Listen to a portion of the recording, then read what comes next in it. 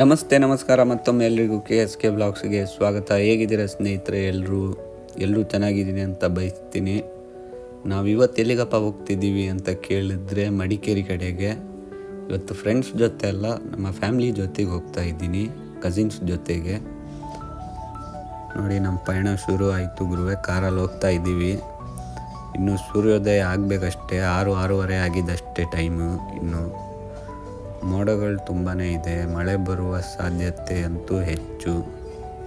But ಮಳೆ ಬರಬಾರ್ದು ಅನ್ಕೋತೀನಿ. ನಾವು 6 ಜನ ಇದ್ದೀವಿ ಸ್ನೇಹಿತರೆ. ಇದು ನಮ್ಮ ಇವತ್ತಿನ ಸ್ಕ್ವಾಡು. ಇದು ಎಲ್ಲಿಯಪ್ಪ ಅಂತ ಕೇಳಿದ್ರೆ, ಇದು ನಮ್ಮ ಕುಮಾರಧಾರ, ನೇತ್ರಾವತಿ ಹಾಗೂ ಗುಪ್ತಗಾಮಿನಿ ನದಿಯ ತ್ರಿವೇಣಿ ಸಂಗಮ ಉಪ್ಪಿನಂಗಡಿಯಲ್ಲಿರೋದು. ಇವಾಗ ನಾವು ಮಡಿಕೇರಿಗೆ ಹೋಗಬೇಕಾದ ಘಾಟ್ನ ಎಂಟರ್ ಆಗ್ತಿದ್ದೀವಿ ಅಷ್ಟೇ ಸ್ನೇಹಿತರೆ. ಇಲ್ಲೂ ಅಷ್ಟೇ ತುಂಬಾ ಮೋಡ ಕವಿದ ಒಂದು ವಾತಾವರಣ ಕಂಡು ಬಂತು ನಮಗೆ. ಬಟ್ ಏನೋ ಒಂದು ಮನಸ್ಸಿಗೆ ನೆಮ್ಮದಿ ತರುವ ಒಂದು ವಾತಾವರಣ ಅನ್ನಿಸ್ತಿತ್ತು. ನೋಡಿ, ದೃಶ್ಯಗಳು ಅಷ್ಟೇ ತುಂಬಾ ಅದ್ಭುತವಾಗಿದೆ. ಎರಡೂ ಸೈಡು ಬೆಟ್ಟಗಳು ಹಾಗೂ ಬೆಟ್ಟಗಳಿಗೆಲ್ಲ ಮಂಜು ತುಂಬ್ಕೊಂಬಿಟ್ಟಿದೆ ಫುಲ್ಲು. ಇಲ್ಲೊಂದು ಸ್ವಲ್ಪ ಹೊತ್ತು ನಿಲ್ಲಿಸಿ ನಾವು ವಿಡಿಯೋ ಫೋಟೋ ಎಲ್ಲ ತಗೊಂಡ್ವಿ. ಮತ್ತು ಇಲ್ಲಿ ನಿಂತ್ಕೋಬೇಕಾದ್ರೆ ಮನಸ್ಸಿಗೊಂಥರ ತುಂಬಾ ನೆಮ್ಮದಿ ಸಿಗುತ್ತೆ ಗುರುವೆ. ಅದಕ್ಕೆ ಒಂದು 10-15 ನಿಮಿಷ ನಿಂತ್ವಿ. ನೋಡಿ, ಒಂದು ಸಲ ಫುಲ್ ವ್ಯೂ ತೋರಿಸ್ಬಿಡ್ತೀನಿ ನಿಮಗೆ, ಹೆಂಗಿದೆ ಏನು ಕತೆ ಅಂತ. ನಿಮಗೇನು ಅನ್ನಿಸ್ತು ನೀವು ಕಮೆಂಟಲ್ಲಿ ಹಾಕ್ಬೋದು ಸ್ನೇಹಿತರೆ. ಪ್ರಯಾಣ ಮಾಡೋದ್ರಿಂದ ಮನಸ್ಸಿಗೆ ನೆಮ್ಮದಿ ಸಿಗುತ್ತೆ ಅಂತ ಹೇಳ್ತಾರೆ ಗುರು. ಬೆಳಕಿನ ವೇಗದಲ್ಲಿ ಓಡ್ತಿರೋ ಈ ಜಗತ್ತಲ್ಲಿ ನಮ್ಮ ಮಾನಸಿಕ ಆರೋಗ್ಯ ಯಾವಾಗಲೂ ಹಿಂದುಳಿದು ಬಿಡುತ್ತೆ. ಕೆಲವರು ತಮ್ಮ ಮನಸ್ಸಿನ ನೋವನ್ನು ಹೇಳ್ತಾರೆ, ಇನ್ನು ಕೆಲವರು ಹೇಳ್ಕೊಳ್ಳಲ್ಲ. ನಮ್ಮ ಜೀವನ ಇಡೀ ಕೆಲಸ, ಕುಟುಂಬ, ವೈಯಕ್ತಿಕ ಬದ್ಧತೆ ಇವೆಲ್ಲದರಲ್ಲೇ ಕಳೆದೋಗ್ಬಿಡುತ್ತೆ. ಹಾಗೂ ಇದ್ರ ಒತ್ತಡ ನಮ್ಮ ಮನಸ್ಸಿನ ಮೇಲೆ ಎಷ್ಟು ಪರಿಣಾಮ ಬೀರುತ್ತೆ ಗೊತ್ತಾ ಸ್ನೇಹಿತರೆ. ಆದರೆ ನಾವು ಪ್ರಯಾಣ ಮಾಡೋದ್ರಿಂದ ನಮ್ಮ ಮನಸ್ಸಿಗೊಂದು ಹೊಸ ಅನುಭವ ಸಿಗುತ್ತೆ. ಅದೇ ಥರ ಹೊಸ ಜನರನ್ನು ಸಿಗ್ಬೋದು, ಹೊಸ ಭಾಷೆ ಕಲಿಬಹುದು, ಅದೇ ರೀತಿ ಹೊಸ ಹೊಸ ಜಾಗವನ್ನು ಕೂಡ ನಾವು ನೋಡ್ಬೋದು. ಹಾಗೆ ಬೆಟ್ಟ, ಗುಡ್ಡ, ನದಿಗಳನ್ನೆಲ್ಲ ಕ್ರಾಸ್ ಮಾಡಿಕೊಂಡು ನಾವು ಗೋಲ್ಡನ್ ಟೆಂಪಲ್ ಕಡೆಗೆ ಬಂದಿದ್ದೀವಿ. ಗೋಲ್ಡನ್ ಟೆಂಪಲ್ ಎಂಟ್ರ್ ಆಗಬೇಕಾದ್ರೇ ನೀವೆಲ್ಲರೂ ನೋಡಿರ್ಬೋದು, ಸೈಡಲ್ಲಿ ತುಂಬ ಅಂಗಡಿಗಳೆಲ್ಲ ಇರುತ್ತೆ. ಆ ಅಂಗಡಿಗಳಲ್ಲಿ ಕಂಡು ಬಂದ ದೃಶ್ಯ ಇದು. ಇದರಲ್ಲಿ ಆಲ್ಮೋಸ್ಟ್ ಎಲ್ಲ ಥರದ್ದು ಸ್ಪೋರ್ಟ್ಸ್ ಕಾರ್ಗಳು ನಿಮಗೆ ನೋಡ್ಲಿಕ್ಕೆ ಸಿಗುತ್ತೆ ಇಲ್ಲಿ. ತುಂಬಾ ಸಾಕಾಗಿದೆ. ಇದು ನೋಡಿ, ಫಾರ್ಡ್ GT. ಇದು ನಮ್ಮ ಆಡಿ R8. ಇದೆಯಾ ಕಾರ್ಗಳು ಇದು ಗೊತ್ತಿಲ್ಲ. ಮೋಸ್ಟ್ಲಿ ಎಲ್ಲ ಫಾರ್ಡ್ GTನೇ ಇದೆ. ನೋಡಿ, ರೆಡ್ ಇದೆ, ವೈಟ್ ಇದೆ. ಇದು ನಮ್ಮ ರೋಲ್ಸ್ ರಾಯ್ಸ್ ಗೋಸ್ಟಾ ಫ್ಯಾಂಟಮಾ ಗೊತ್ತಿಲ್ಲ ನಂಗೆ ಸರಿಯಾಗಿ. ಬಟ್ ಎಷ್ಟು ಸಕ್ಕತ್ತಾಗಿದೆ ಗುರು.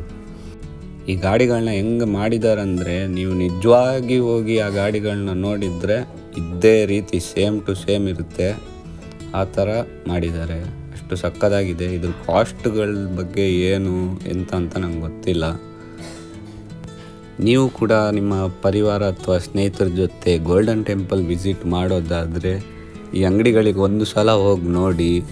ಕಾರುಗಳು ಮಾತ್ರ ಅಲ್ಲ, ನೀವು ಆ್ಯನಿಮೇಸ್ ಕೇಳಿರ್ಬೋದು, ಅದರ ಬೊಂಬೆಗಳು ಸಹ ನಿಮಗೆ ಸೇಮ್ ಟು ಸೇಮ್ ಒರಿಜಿನಲ್ ಸಿಗುತ್ತೆ ಇಲ್ಲಿ. ತುಂಬಾ ಚೆನ್ನಾಗೂ ಇದೆ. ಅದೇ ಥರ ಕೆಲವು ಐಟಮ್ಸ್ಗಳಿದೆ ಗುರು. ಇಲ್ಲಿ ನೋಡಿ, ಕೀ ಚೈನು, ಕಾರ್ಗಳು, ಮತ್ತು ನಿಮಗೆ ಬೆಲ್ಲು, ಮತ್ತು ದೇವ್ರದ್ದು ವಸ್ತುಗಳು ಏನೇನಿದೆ, ಪೂಜೆಗೆ ಬೇಕಾದ ಸಾಮಗ್ರಿ, ಅದೇ ಥರ ಶರ್ಟು, ಪ್ಯಾಂಟು, ಸ್ವೆಟ್ ಶರ್ಟು, ಹುಡೀಸು ಎಲ್ಲನೂ ಸಿಗುತ್ತೆ ಈ ಅಂಗಡಿಯಲ್ಲಿ. ಇಲ್ಲಿ ನೋಡಿ ಸ್ನೇಹಿತರೆ, ಫರಾರಿದು 2 ಮಾಡೆಲ್ ಇದೆ, ನಮ್ಮ ರೋಲ್ಸ್ ರಾಯ್ಸ್ ಹಿಂದ್ಗಡೆನೆ. ಸೊ ಇವಾಗೆಲ್ಲಪ್ಪ ನಿಂತಿದ್ದೀವಿ ಅಂತ ಕೇಳಿದ್ರೆ, ಇದು ಕಾರ್ ಪಾರ್ಕಿಂಗ್ ಮಾಡೋ ಜಾಗ. ಆ ಸೈಡ್ ಕಾರ್ ಪಾರ್ಕ್ ಮಾಡಿ ಈಚೆಯಿಂದ ಒಳಗೆ ಬಂದ್ವಿ. ಒಳಗೆ ಬೇಕಾದ್ರೇ ಹೇಳಿದ್ದು ನಾನು ನಿಮಗೆ. ಅಲ್ಲಿ ನೋಡಿ, ನಿಮಗೆ ತುಂಬ ಅಂಗಡಿಗಳು ಕಾಣ್ಬೋದು. ಅದೇ ಥರ ಅಲ್ಲೊಂದು ಸಣ್ಣ ಹೋಟ್ಲು ಕೂಡ ಇದೆ, ಪ್ಯೂರ್ ವೆಜ್ ಹೋಟೆಲು. ಇವಾಗ ನಾವು ಗೋಲ್ಡನ್ ಟೆಂಪಲ್ ಒಳಗೆ ಹೋಗೋಣ ಸ್ನೇಹಿತರೆ. ನಾವು ಇಲ್ಲಿಗೆ ದಸರಾ ಸಮಯದಲ್ಲಿ ಬಂದಿದ್ದು ಸ್ನೇಹಿತರೆ, ಹಂಗಾಗಿ ತುಂಬಾ ಜನರಿದ್ದರು. ನೋಡಿ ಎಷ್ಟೊಂದು ಜನ ಇದ್ದಾರೆ. ಅದೇ ಥರ ಇಲ್ಲಿದ್ದು ಸ್ಕೂಲ್ ಅನಿಸುತ್ತೆ, ಏನೋ ಸ್ಕೂಲೋ ಅಥವಾ ದೇವಸ್ಥಾನನೋ ಗೊತ್ತಿಲ್ಲ. ನೋಡಿ, ಇಲ್ಲೂ ಅಷ್ಟೇ ಅದೇ ಥರ ಕಾರು ಮತ್ತು ದೇವ್ರದ್ದು ಪ್ರತಿಮೆ. ಇಲ್ಲಿ ನೋಡಿ BMW ಕಾರ್ಗಳು. ಆಚೆ ಥಾರ್ ಕಾರು ಕೂಡ ಇದೆ, ಮತ್ತು ಇನ್ನೂ ಕೆಲವು ಮಾಡೆಲ್ಗಳು ಕೂಡ ಇದೆ ನೋಡಿ. ಇದರಲ್ಲಿ ಜಾಸ್ತಿ BMW ಕಾಣಿಸ್ತಾ ಇದೆ ಗುರು. ಅದೇ ಥರ ಆ ಕಡೆ ಗ್ಲಾಸಲ್ಲಿ ದೇವ್ರ ಪ್ರತಿಮೆಗಳು, ಬುದ್ಧನ ಪ್ರತಿಮೆ ಎಲ್ಲ ಇತ್ತು. ಇದೊಂದು ಒಳ್ಳೆ ಕೋಟ್ ಬರೆದಿದ್ದಾರೆ ನೋಡಿ, nice to see, nice to hold, once it's broken consider sold ಅಂತೆ. ಸೊ ಅಂಗಡಿಲೆಲ್ಲ ನೋಡಿದ್ದಾಯಿತು. ಇನ್ನು ನಾವು ದೇವಸ್ಥಾನದ ಕಡೆಗೆ ಹೋಗೋಣ ಸ್ನೇಹಿತರೆ. ನೋಡಿ, ಇಲ್ಲೊಂದು ಏನೋ ದೀಪೋತ್ಸವ ಥರ ಮಾಡಿದ್ದಾರೆ. ಅದರೊಳಗೆ ಲೆಕ್ಕ ಇಲ್ಲದಷ್ಟು ದೀಪಗಳು ನೋಡೋಕ್ಕೆ ಸಿಕ್ತು ನಮಗಿಲ್ಲಿ ನೋಡಿ. ತುಂಬಾ ಚೆನ್ನಾಗಿದೆ. ಆ ದೀಪಗಳಿಟ್ಟಿರೋ ಕೊನೆಗೆ ಫುಲ್ಲು ಗ್ಲಾಸ್ ಕವರಿಂಗ್ ಬೇರೆ ಕೊಟ್ಟಿದ್ದಾರೆ. ಕೊನೆಗೂ ಚಪ್ಪಲಿ ಎಲ್ಲ ಇಟ್ಟು ಅಲ್ಲಿ ಟೋಕನ್ ಬೇರೆ ತೊಗೊಳ್ಬೇಕು ಗುರು, ಚಪ್ಪಲಿ ಕೊಟ್ಟಿದ್ದಕ್ಕೆ. ಮತ್ತು ವಾಪಸ್ ಪೇಮೆಂಟ್ ಕೂಡ ಮಾಡಬೇಕು. ಹಂಗೆ ಅದೆಲ್ಲ ಮಾಡಿ ಇಲ್ಲಿ ಒಳಗೆ ಬಂದ್ವಿ. ಇಲ್ಲಿ ಗೋಲ್ಡನ್ ಟೆಂಪಲ್ ಒಳಗೆ ಬರ್ತಲೇ ಒಂಥರ ಬೇರೆಯೇ ವಾತಾವರಣ. ಎಷ್ಟು ಅದ್ಭುತವಾಗಿದೆ ನೋಡಿ ಸ್ನೇಹಿತರೆ. ಬೇರೆ ಬೇರೆ ಥರ ಡಿಸೈನ್ಗಳು. ಮತ್ತು ಇಲ್ಲಿ ಒಳಗೆ ಬರ್ತಲೇ ನಿಮಗೆ ಒಂಥರ ತಂಪಾದ ಗಾಳಿ. ಅದೇ ಥರ ಮುಖ್ಯವಾಗಿ ನಮ್ಮ ಮನಸ್ಸಿಗೆ ತುಂಬಾ ನೆಮ್ಮದಿ ಸಿಗುತ್ತೆ. ಇಲ್ಲೊಂದು ಸ್ವಲ್ಪ ಹೊತ್ತು ಕೂತು ನೋಡಿ ನೀವು, ಎಷ್ಟು ಸಮಾಧಾನ ಆಗುತ್ತೆ ಗುರು ಮನಸ್ಸಿಗೆ. ತುಂಬಾ ಖುಷಿ ಕೂಡ ಆಗುತ್ತೆ. ಒಂದು ಕ್ಷಣಕ್ಕೆ ನಿಮ್ಮ ಮನಸ್ಸಲ್ಲಿರೋ ದುಃಖನೂ ಮಾಯ ಆಗುತ್ತೆ ಅಂತ ಹೇಳ್ಬೋದು. ಅದೇ ಥರ ಈ ದೇವಾಲಯ ಅತ್ಯುತ್ತಮ ಶಿಲ್ಪಕಲೆ ಹೊಂದಿರುವ ಒಂದು ಬೌದ್ಧ ದೇವಾಲಯವಾಗಿದೆ ಎಂದು ತುಂಬಾ ಹೆಸರುವಾಸಿಯಾಗಿದೆ. ಇಲ್ಲಿರೋ ಬುದ್ಧನ ಮೂರ್ತಿ ಬಂದುಬಿಟ್ಟು 60 ಅಡಿ ಎತ್ತರ ಇದೆ ಸ್ನೇಹಿತರೆ.